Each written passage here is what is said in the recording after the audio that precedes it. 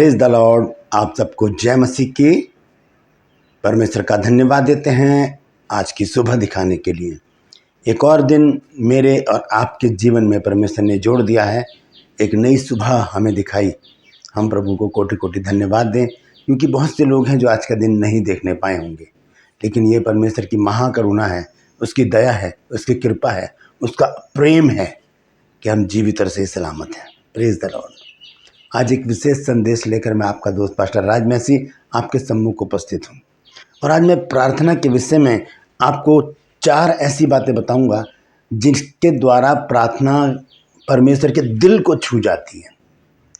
ऐसे 4 पॉइंट जो प्रार्थना में होते हैं अगर, तो वो प्रार्थना सीधी परमेश्वर के पास पहुंचती है और वो परमेश्वर के दिल को छू जाती है और परमेश्वर तुरंत प्रार्थना का जवाब देता है।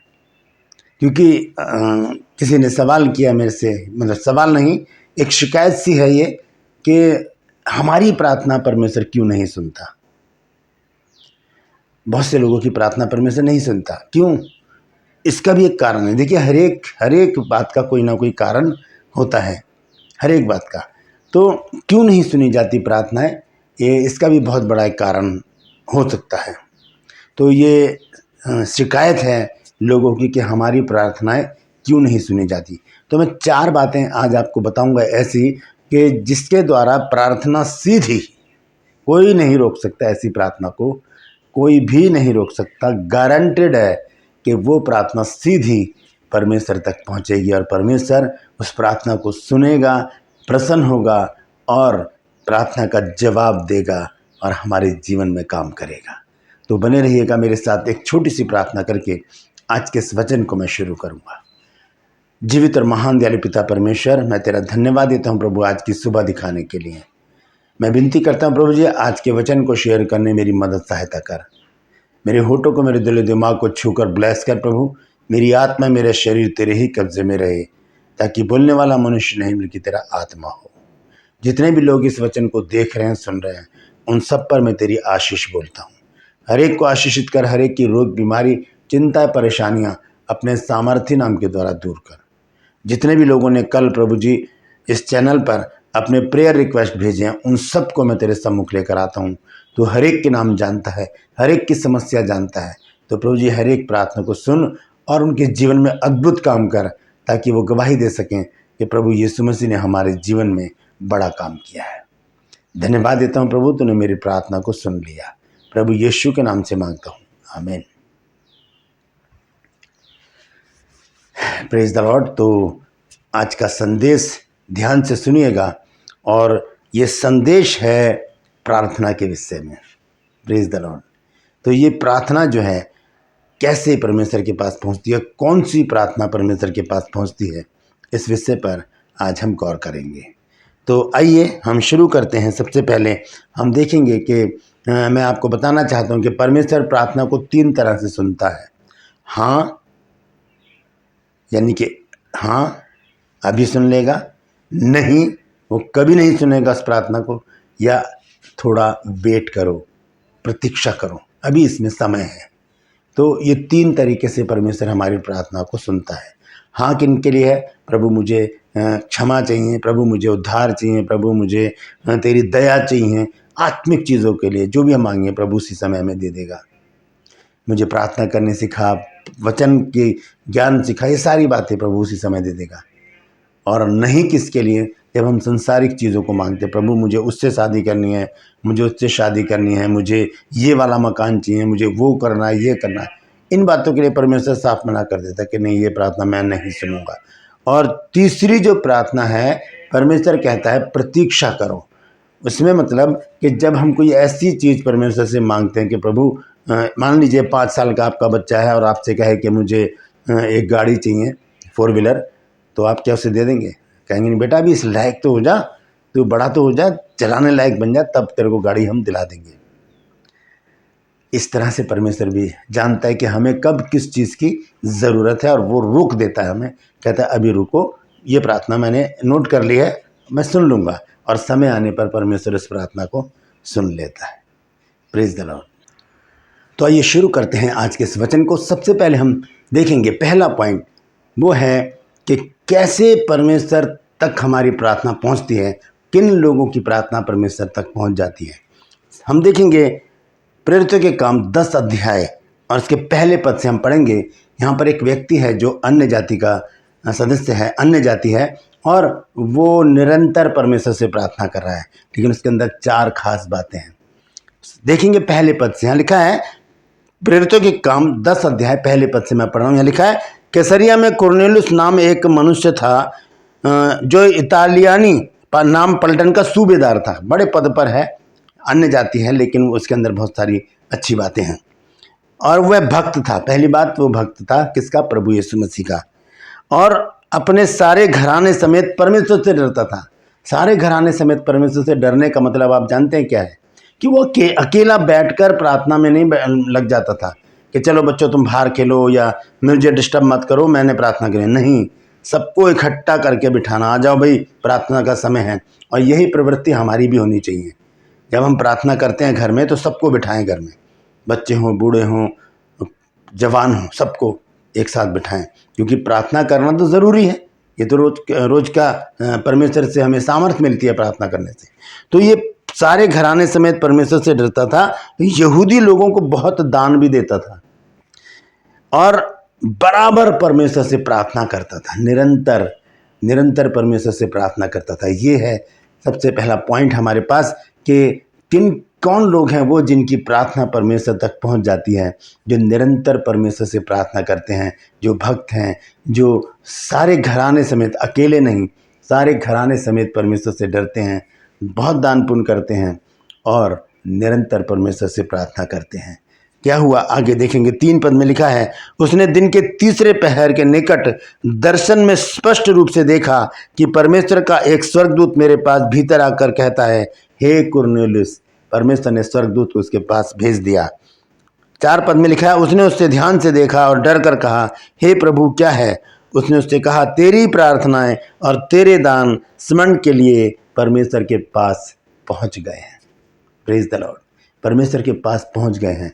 ऐसी प्रार्थनाएं परमेश्वर के पास पहुंच जाती है जब हम पूरे घराने समेत इकट्ठा होकर प्रार्थना करते हैं, जब हम बिना लालच के दान पुण्य करते हैं, जब हम निरंतर प्रार्थना करते हैं, जब हम भक्ति में लगे रहते हैं। ये विशेषताएं कुरनेलियुस में थी। Praise the Lord. हम अपने अंदर देखें, क्या इनमें से एक विशेषता हमारे अंदर है? अगर है तो कमेंट सेक्शन में लिखिए, ज़रूर बताइए कि मुझ में ये विशेषता है, और फिर प्रार्थना करेंगे हम कि प्रभु सारी विशेषताएं हमारे जीवन में लेकर आए ताकि हम कुरनेलियुस की तरह प्रार्थना योद्धा बन सकें। Praise the Lord. दूसरी बात है हिजकिया नबी के विषय में, हिजकिया राजा के विषय में।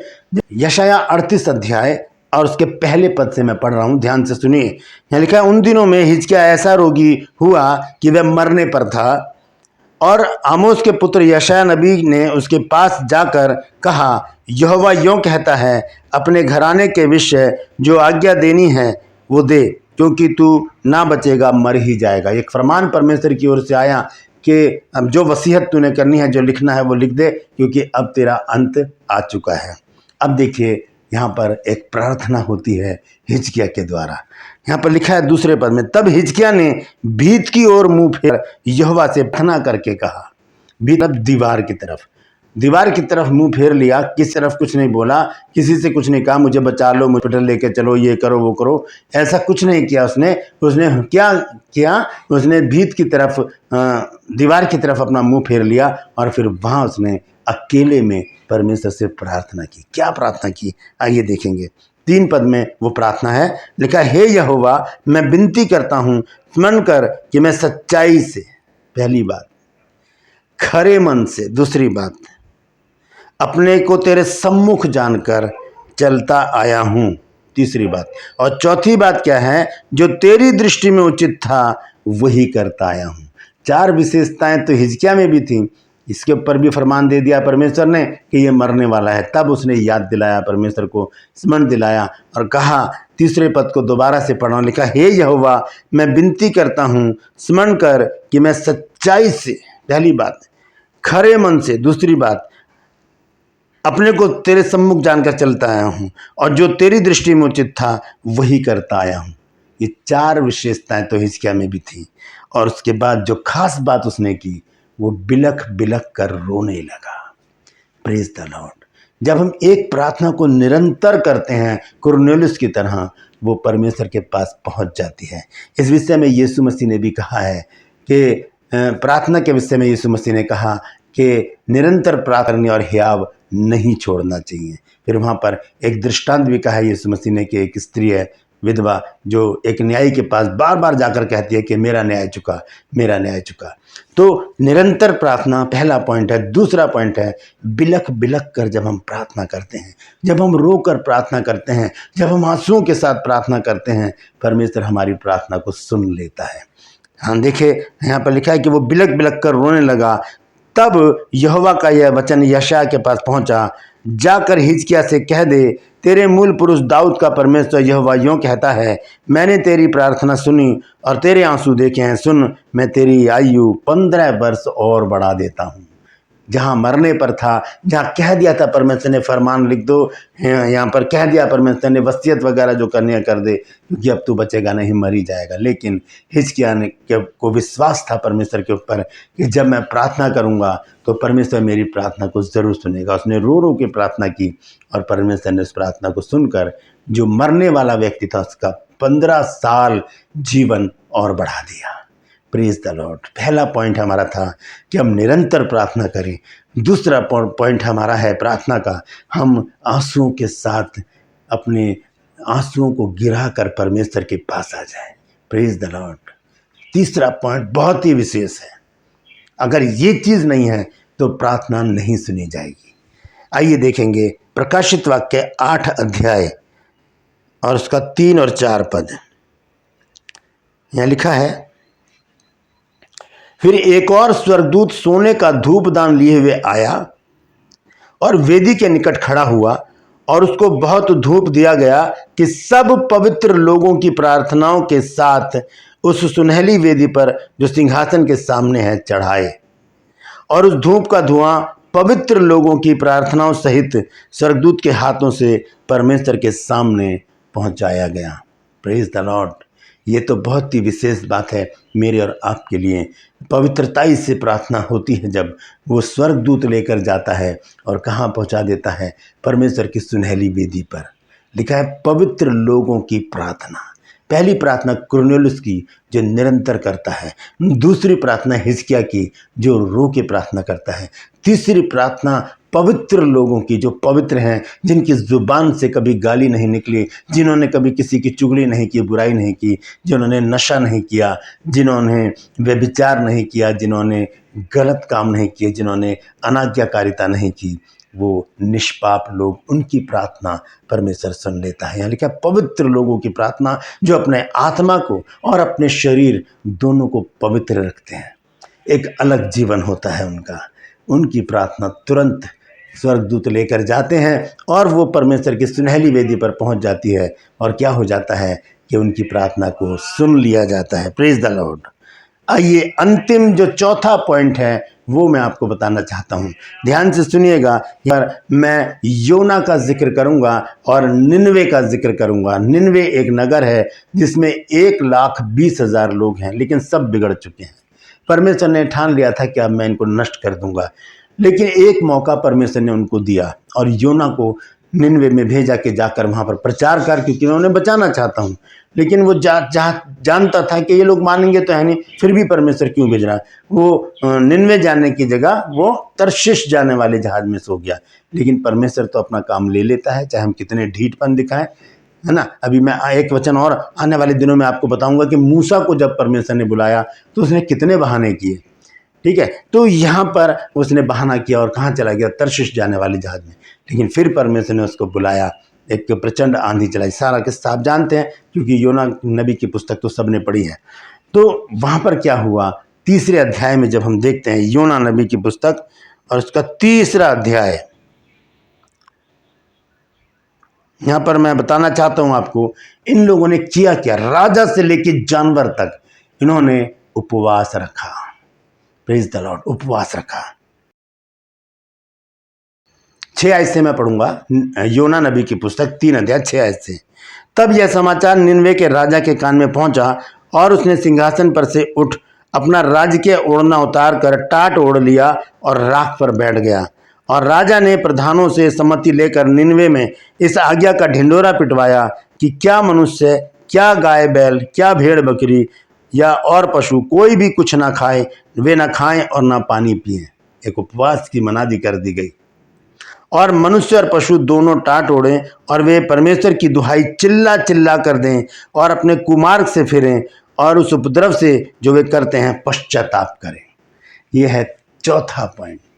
पश्चाताप के साथ जब प्रार्थना की जाती है, इसमें उपवास भी जुड़ा हुआ है साथ में, लेकिन मेन पॉइंट है पश्चाताप, अपने गुनाहों को मान लेना और उन्हें छोड़ भी देना। ये लोग क्या कर रहे हैं? पश्चाताप कर रहे हैं, उपवास के साथ आ गए, पश्चाताप करते करते इन्होंने प्रार्थना की है। और हुआ क्या फिर? देखते हैं 9 और 10 पद में। संभव है परमेश्वर दया करे और अपनी इच्छा बदल दे और उसका भड़का हुआ कोप शांत हो जाए और हम नाश होने से बच जाएं। 10 आयत में देखिए परमेश्वर ने किस तरह से काम किया। जब परमेश्वर ने उनके कामों को देखा कि वे कुमार्ग से फिर रहे हैं, तब परमेश्वर ने अपनी इच्छा बदल दी और उनकी जो हानि करने की ठानी थी उसको ना किया। Praise the Lord. तो ये हैं 4 विशेष बातें प्रार्थना के लिए। जब हम निरंतर प्रार्थना करते रहते हैं, परमेश्वर उस प्रार्थना को सुन लेता है। जब हम हिजकिय्याह की तरह बिलक बिलक के रोकर आंसुओं के साथ प्रार्थना करते हैं, वो प्रार्थना परमेश्वर सुन लेता है। जब हम पूरी रीति से पवित्र होते हैं तन मन आत्मा से, वो प्रार्थना परमेश्वर तक पहुंच जाती है। जब हम पश्चाताप के साथ प्रार्थना करते हैं, उपवास के साथ प्रार्थना करते हैं, वो प्रार्थना परमेश्वर तक पहुंच जाती है और परमेश्वर बड़े काम करता है। नीति वचन 28 अध्याय और उसके 13 पद में लिखा है कि जो अपने अपराधों को छुपा कर रखता है उसके काम सफल नहीं होते। कोई भी काम हो, संसारिक हो चाहे आत्मिक हो, संसारिक काम में भी हम असफल हो जाएंगे, प्रार्थनाएं करेंगे, सुनी नहीं जाएगी और हमारा जीवन अस्त व्यस्त हो जाएगा। तो लिखा है कि जो अपने अपराधों को छुपा कर रखता है उसके काम सफल नहीं होते, लेकिन जो उन्हें मान लेता है और छोड़ भी देता है उस पर परमेश्वर दया करता है। Praise the Lord. तो ये 4 पॉइंट मैंने प्रार्थना के आज बताए, बहुत महत्वपूर्ण है ये। आप इसे शेयर कीजिए, लोगों तक पहुँचाइए ताकि लोग इन बातों को अपने जीवन में लेकर आएँ, ताकि उनकी भी प्रार्थना सुनी जाए, उनकी प्रार्थना सुनी जाए। परमेश्वर प्रार्थना को सुनता है जब हम निरंतर प्रार्थना करते हैं। परमेश्वर प्रार्थना को सुनता है जब हम आंसुओं के साथ प्रार्थना करते हैं। परमेश्वर प्रार्थना सुनता है जब हम पवित्रताई से प्रार्थना करते हैं। परमेश्वर प्रार्थना सुनता है जब हम निनवे के लोगों की तरह उपवास और पश्चाताप की प्रार्थना करते हैं। Praise the Lord. ये 4 पॉइंट मैंने निकाले हैं, और भी हो सकते हैं। यदि आपकी दृष्टि में ऐसा कोई पॉइंट है तो ज़रूर कमेंट सेक्शन में लिखिए, मुझे बताइए। और मैं आपसे गुजारिश करता हूं कि इस वीडियो को शेयर कीजिए और लोगों तक पहुंचाइए ताकि ये वचन जो है बहुत लोगों तक पहुंच सके और लोग इन 4 बातों को अपने जीवन में ला सके। Praise the Lord. यदि अभी तक आपने मेरे इस चैनल को सब्सक्राइब नहीं किया तो अभी सब्सक्राइब कर लीजिए, बेल आइकन को दबाइए ताकि नोटिफिकेशन आपके पास पहुंचे और नया वीडियो तुरंत आपके पास पहुंच जाए। मेरे वीडियोस को लाइक कीजिए, शेयर कीजिए और कमेंट सेक्शन में आकर मुझसे ज़रूर बातचीत कीजिए। और मैं गुजारिश करता हूं कि आप मेरे इस चैनल के लिए और भी लोगों को बताएं, क्योंकि ज़िद है सच को फैलाने की। आप भी ज़िद्दी बन जाइए मेरे साथ, हम परमेश्वर के सच को जो बाइबल में है पूरे संसार में फैला दें। Praise the Lord. आज के लिए बस इतना ही, फिर मिलूंगा एक नए संदेश के साथ, एक नया वीडियो लेके। तब तक के लिए मुझे इजाज़त दीजिए, लेकिन अपना ख्याल रखिए। Praise the Lord.